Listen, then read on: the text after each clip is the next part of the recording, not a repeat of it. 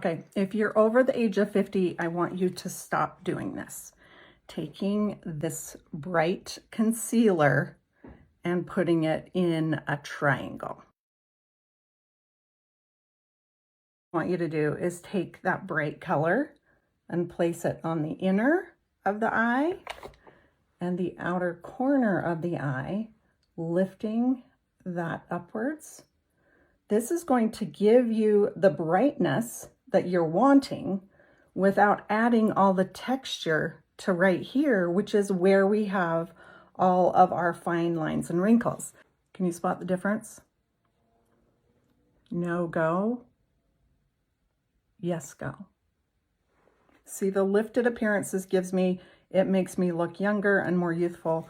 Over here, it shows every little bit of texture, fine lines, and wrinkles.